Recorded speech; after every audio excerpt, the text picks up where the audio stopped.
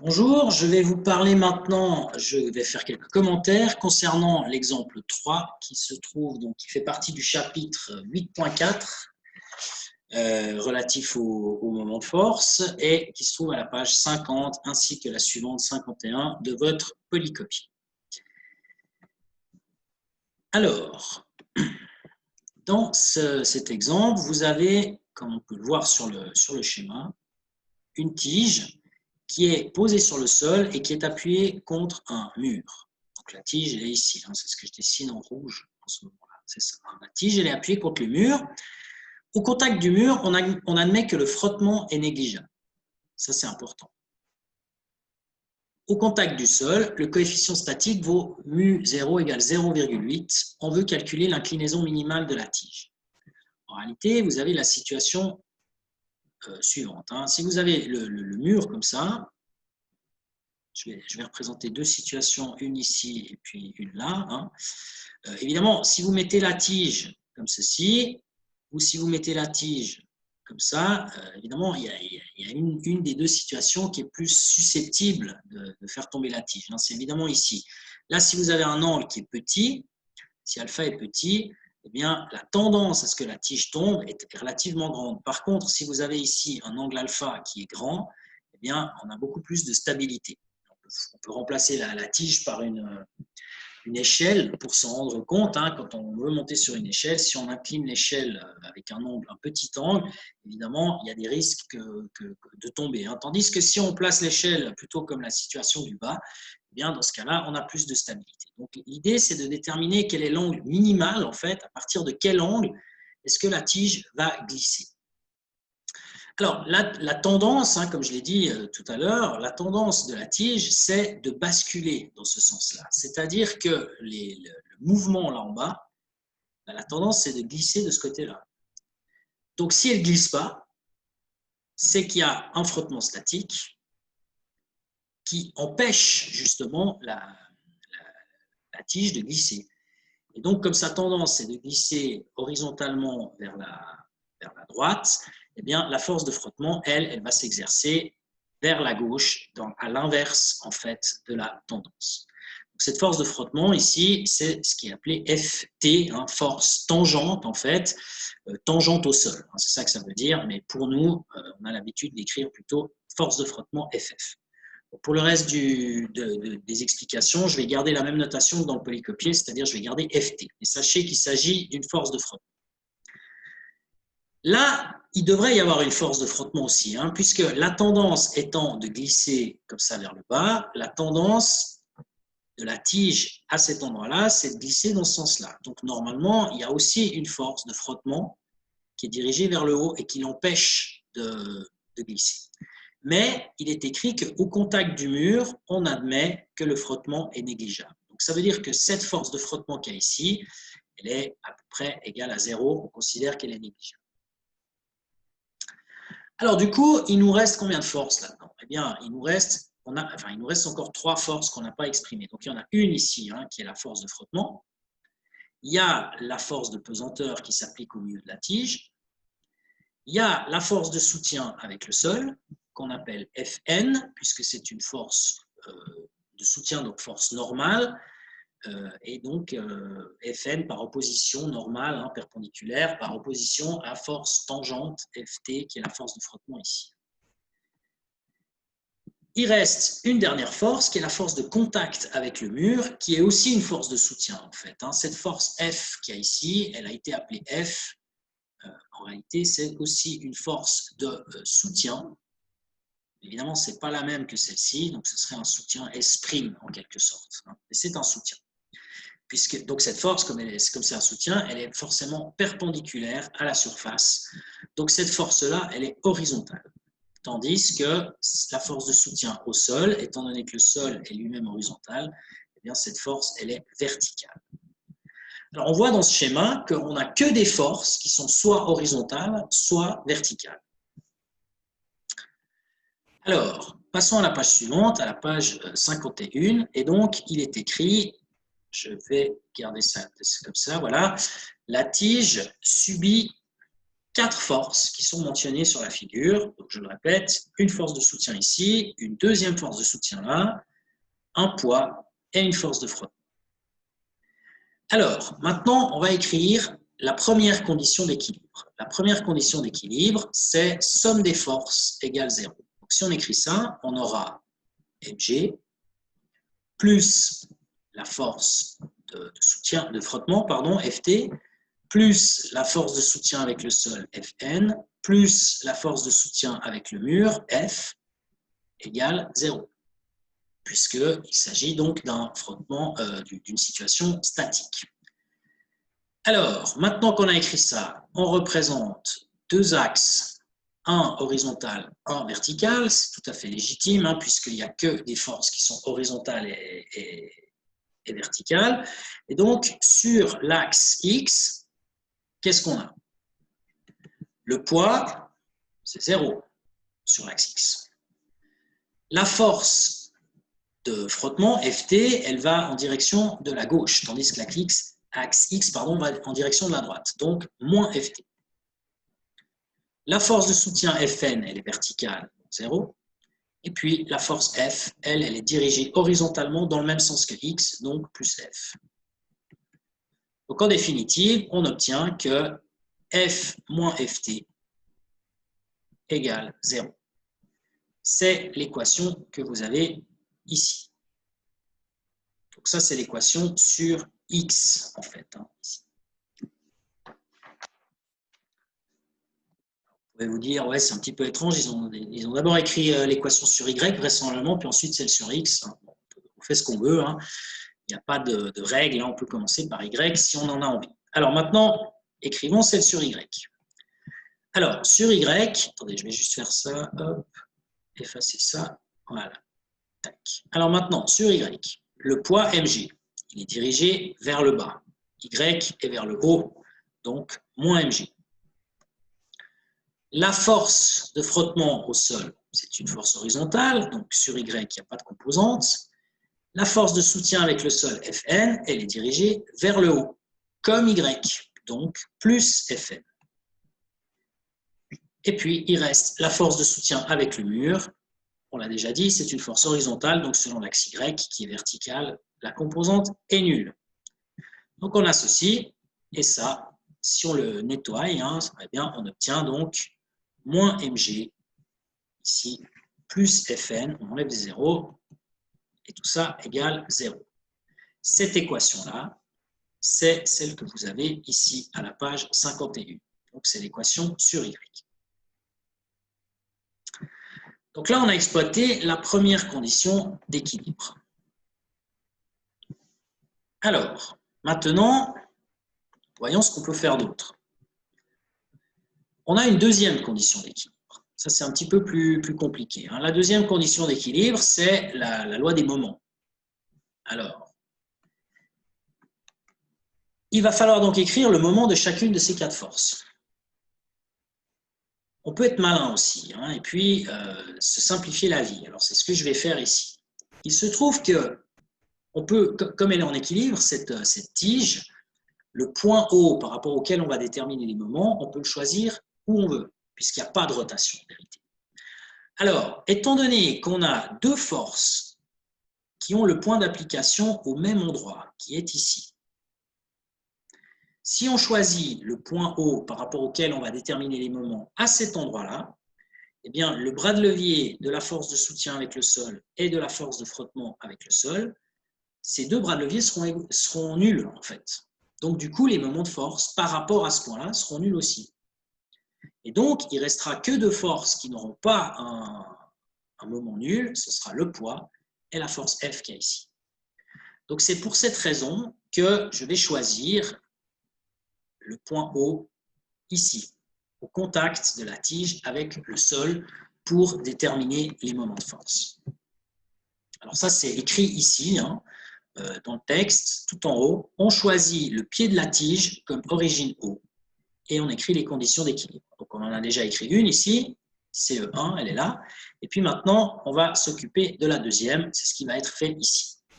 Alors là, c'est un petit peu plus compliqué. Elle est écrite sous la forme d'une équation relativement simple. On va voir comment on peut obtenir cette équation. Alors, si on s'intéresse tout d'abord au poids, mg, il est ici. Attendez une petite seconde. Ouais. Je vais utiliser la figure un petit peu plus grande que j'ai là. C'est la même, je l'ai juste agrandie, ce sera peut-être plus clair. Donc, je disais, je vais commencer par calculer le moment du poids. Alors, si vous considérez en fait le poids ici et le point haut par rapport auquel on va déterminer les moments ici, eh bien, ce poids, il a tendance à faire tourner la tige dans le sens inverse des aiguilles d'une montre. Donc maintenant, ce que je vais calculer, c'est le moment dans le sens inverse des aiguilles d'une montre. Alors, il n'y a qu'une force qui fait tourner dans ce sens-là, c'est le poids. En ce qui concerne l'autre force, que je vais dessiner en bleu, ici, cette force F, eh bien, cette force F, elle a plutôt tendance par rapport au point O à faire tourner dans ce sens-là, c'est-à-dire dans le sens des aiguilles d'une montre, ce qui n'est pas la même chose que l'autre. Alors, allons-y, faisons le calcul de ce moment de force qui fait tourner donc dans le sens inverse des aiguilles d'une montre, c'est-à-dire le moment du poids. Alors, par définition, ce sera mg, fois maintenant la distance du point d'application de cette force jusqu'au point O, c'est-à-dire ce vecteur vert qu'on a ici. Le point d'application de la force, il est au centre de la tige, donc par rapport au point O, la distance, c'est A, et c'est en fait A sur 2, en fait, c'est la moitié. Donc il faut faire fois A sur 2. Et puis maintenant, il y a l'angle qui entre en ligne de compte. Alors l'angle, ça c'est une autre paire de manches. Vous avez la direction du vecteur position, là, du vecteur vert, et maintenant, il faut rajouter là-dedans le sinus de l'angle qu'il y a entre la direction du vecteur vert et la direction du vecteur rouge, c'est-à-dire donc cet angle-là. Que vaut cet angle-là? Alors, là, il faut regarder un petit peu les choses. Pour l'instant, je vais l'appeler gamma, cet angle-là. Et puis, on va essayer de comprendre ce qui vaut réellement cet angle gamma. Alors, pour cela, je vais prendre une couleur que je n'ai pas encore prise, c'est-à-dire le rose. Alors, si là, vous avez l'angle alpha, je vous rappelle que c'est ce qu'on cherche. Ici, vous avez donc comme angle 90 moins alpha. Donc maintenant, l'angle gamma qui apparaît dans la formule ici, ce sera égal à 180 degrés moins l'angle rose ici, c'est-à-dire 90 moins alpha. Alors, si vous faites les calculs, qu'est-ce que ça donne? Ça donne 180 moins 90, et puis moins, ça fait plus alpha. Donc, 180 moins 90, ça fait 90 plus alpha. Donc ici, dans la formule, on a sinus de 90 plus alpha. Si on exprime ces choses-là comme ça. Alors, sinus de 90 plus alpha, comment est-ce qu'on pourrait l'exprimer de manière différente? Alors, je vous ai sorti ici la page du formulaire. Je vais faire comme ça. Voilà. Page du formulaire que vous trouvez, donc, que vous avez, qui est donc la page 30, si je ne me trompe pas. On ne voit pas tellement. Si on voit, je crois que c'est ici. Mais moi, j'ai des trucs en plus que vous n'avez pas. Donc, c'est pour ça que je dis ça. Donc, c'est la page 30, ouais, effectivement. Voilà. Alors, si je grandis un petit peu le trait, là, pas le trait, si je zoome un petit peu, vous voyez qu'il y a une relation ici qui est intéressante pour nous. Ici, c'est celle-ci.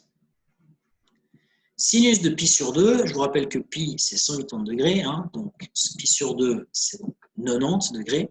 Donc ici, cette relation, c'est sinus de pi sur 2 de 90 degrés plus alpha égale cos alpha. Sinus, donc on va utiliser celle-ci. Sinus de 90 plus alpha égale cos alpha. Alors, voyons ce qu'on peut en tirer de tout ça. Je vais essayer de reculer pour voir si j'arrive à réobtenir ce que j'avais tout bien écrit. Peut-être. Encore un petit effort. J'y arrive. Voilà. Donc, j'ai sinus de 90 moins alpha, ici, et d'après la formule que je viens de vous montrer, c'est en fait égal à cos alpha. Donc, en définitive, dans notre histoire, eh bien, on peut ici effacer ça et puis écrire cos alpha, tout simplement. Donc, le moment du poids qui fait tourner dans le sens inverse des aiguilles d'une montre, c'est mg fois a sur 2 fois cos alpha. Et ça, c'est l'équation que vous avez dans votre bouquin à la page 51, ici. mg fois a sur 2 fois cos alpha, ça c'est le moment qui a tendance à faire tourner dans le sens inverse des aiguilles. Alors maintenant, faisons le même genre de travail, mais avec l'autre force, c'est-à-dire avec la force F, hein, qui est contre le mur. Cette force F, ici, force F, donc maintenant je cherche à calculer, on va écrire ça en rouge, non, en jaune, non, je ne sais pas quelle couleur écrire, en bleu, voilà. Le moment, cette force F, elle a tendance à faire tourner dans le sens des aiguilles d'une montre. Donc, je calcule le moment dans le sens des aiguilles d'une montre. Toujours par rapport à ce point haut qu'il y a ici. Hein. Donc, il n'y a que cette force F qui a tendance à faire tourner dans le sens des aiguilles d'une montre. Donc, j'écris F. Quel est le point d'application de cette force F? Le point d'application par rapport au point haut, eh bien, il se trouve à une distance totale qui est la longueur de la tige, c'est-à-dire A. Et puis maintenant, il faut encore ajouter l'histoire de l'angle. Alors, il nous faut un angle là-dedans. Le sinus de quel angle? Alors, si vous regardez les choses, vous devez prendre la prolongation du vecteur vert et vous devez regarder quel est l'angle de la force ici. Et donc, l'angle en question, c'est celui-ci qui nous intéresse. Alors, étant donné que ici, vous avez un angle alpha entre l'horizontale et la tige. Ici, cette force F, elle est aussi horizontale. Donc, cet angle alpha, on le retrouve ici. C'est alterne interne, en fait, cette histoire. Donc, on retrouve cet angle alpha ici. Et donc, celui qui nous intéresse d'angle, c'est l'angle qui est là en haut. Cet angle qui est là en haut, c'est donc 180 moins alpha. Donc, ici, on peut écrire 180 moins alpha. Enfin, on peut pas, on doit même. Alors, comment est-ce qu'on peut nettoyer cette histoire? Enfin, l'écrire de manière un petit peu différente. Sinus de 180 moins alpha. Eh bien, encore une fois, on va aller regarder dans la table, les formulaires et tables. Et vous avez ici une formule qui va nous être bien utile, c'est celle-ci. Sinus de pi moins alpha. Je vous rappelle que pi, c'est 180. Hein. Qu'est-ce qu'elle dit, cette formule? Elle dit donc que sinus de 180 moins alpha, c'est en réalité égal à sinus alpha. On n'a pas besoin de s'embêter du 180. On écrit tout simplement sinus alpha. Alors, pas besoin d'écrire ça. Je vais retourner donc ici. Et je fais comme tout à l'heure. Je recule. J'y arrive. Une petite seconde. Voilà.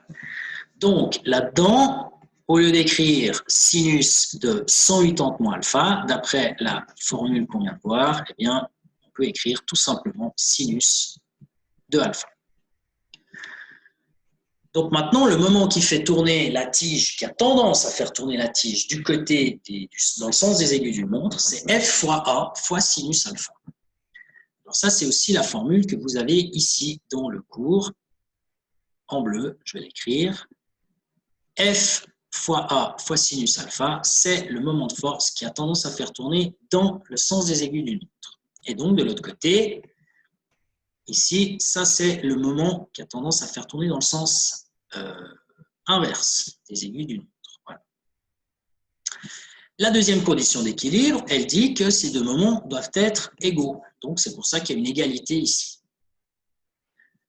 Alors, voilà pour l'explication de cette belle petite équation qu'on a ici. Donc, finalement, on en est où là? On a deux équations qui sont issues de la première condition d'équilibre et puis une équation qui est issue de la deuxième condition d'équilibre. Et à quoi elles vont nous servir ces deux équations, ces trois équations? Ben, en fait, il va falloir les mettre ensemble en fait, dans cette histoire. Alors, l'idée, c'est qu'on a quand même trois forces qu'on ne connaît pas, Fn, Ft et F. Donc, trois inconnus, trois équations qu'on peut résoudre. Alors, quelle est l'idée là-dedans? Je vous rappelle quand même que le but, c'est de déterminer l'angle alpha, minimal. Donc, qui dit angle minimal dit inéquation, en quelque sorte. Il faut trouver quelque chose du style alpha doit être plus grand ou égal à quelque chose. C'est ça l'idée. Alors, comment est-ce qu'on introduit une inéquation? Bien, je pense que vous avez compris, grâce à la force de frottement statique. Je vous rappelle que la force de frottement statique, elle dit que la force de frottement est plus petite ou égale à mu 0 fois le soutien. Dans notre écriture, ici, la force de frottement, c'est en fait Ft. Ft. Vas-y. Ft doit être plus petit ou égal à mu 0 fois la force de soutien qui est Fn.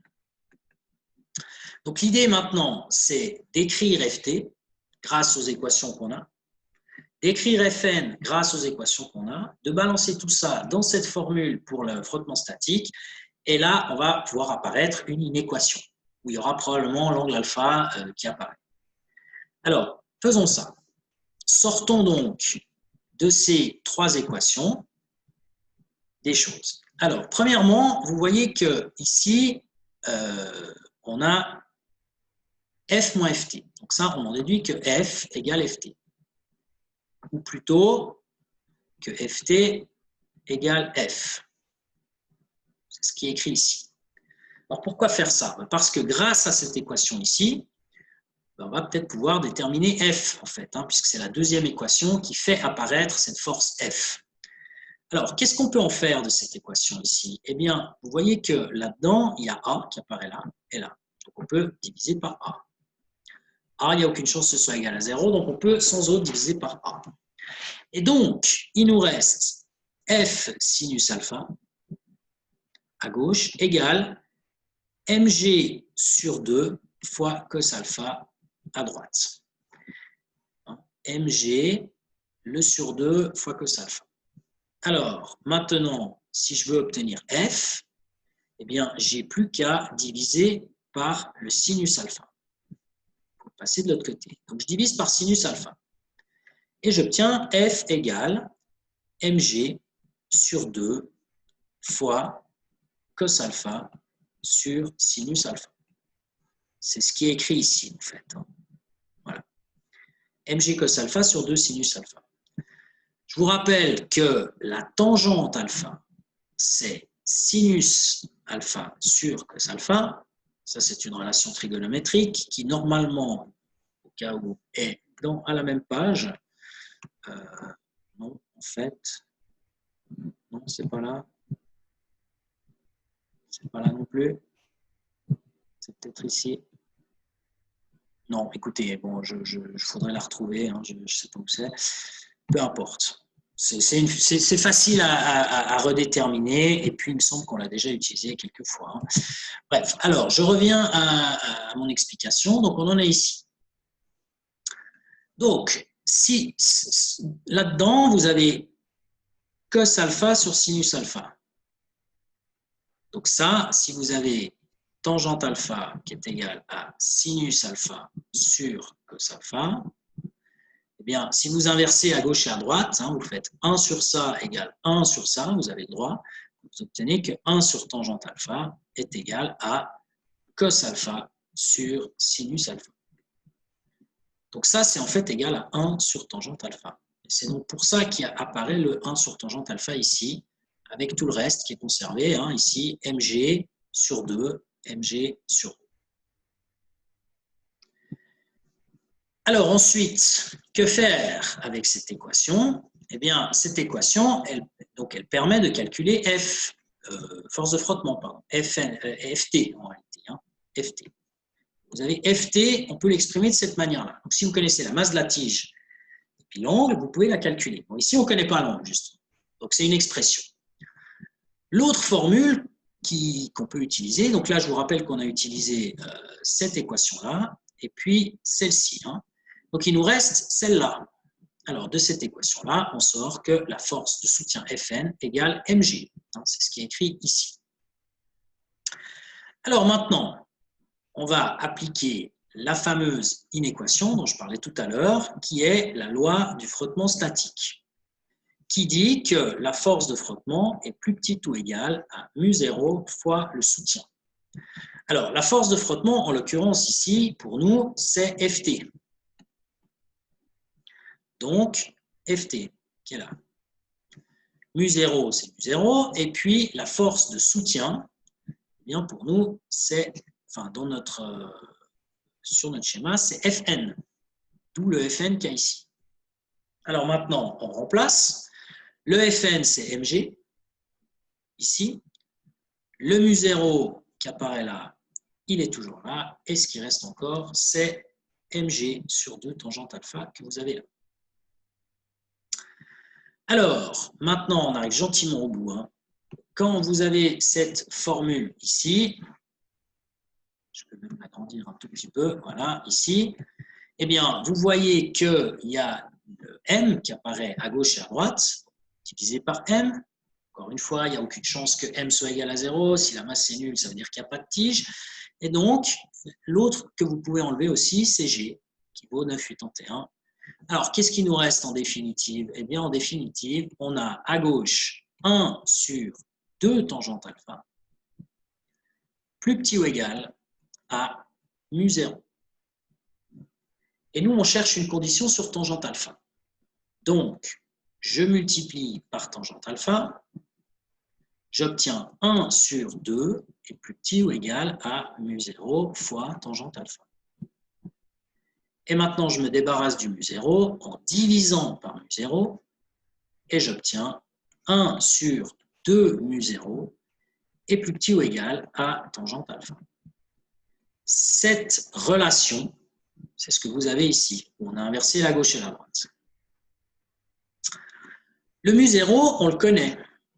Il est égal à 0,8. Donc maintenant, quand vous faites 1 sur 2 mu0, ça fait 1 sur 1,6. Et ça, c'est calculable. Donc après, vous faites tangente inverse. Et puis, vous trouvez donc que alpha doit être plus grand ou égal à 32 degrés. Ça veut donc dire que, si je reprends ici mon schéma, hein, si vous couchez la tige ici de cette manière-là, eh bien, vous avez l'angle ici qui va diminuer. Si vous faites diminuer l'angle, eh bien, c'est de plus en plus risqué. Et dès que l'angle il est à 32 degrés, ça tient tout juste. C'est vraiment la relation, la valeur minimale. Dès qu'il est en dessous de 32 degrés, eh bien à ce moment-là, la tige, elle tombe parce que le frottement avec le sol n'est plus suffisant pour la garder en équilibre contre le mur. Donc il faut 32 degrés minimum, ce qui est quand même un angle relativement grand en fait. Voilà pour cet exemple 3 du chapitre 8.4 qui se trouvait donc aux pages 50 et 51 de votre cours. Je voudrais faire une dernière remarque, en réalité j'ai oublié de le dire, c'est que quand vous regardez cette relation ici, eh bien vous voyez que l'angle alpha, il dépend uniquement du coefficient de frottement. Donc ça ne dépend pas de m, ni de la longueur de la tige. Tout a été annulé auparavant. Donc, ça veut dire que finalement, quoi que vous preniez comme masse, comme objet, ça peut être quelque chose de très petit, ça peut être tout petit, ça peut être quelque chose de très grand, peu importe, la seule chose qui compte, c'est le coefficient de frottement.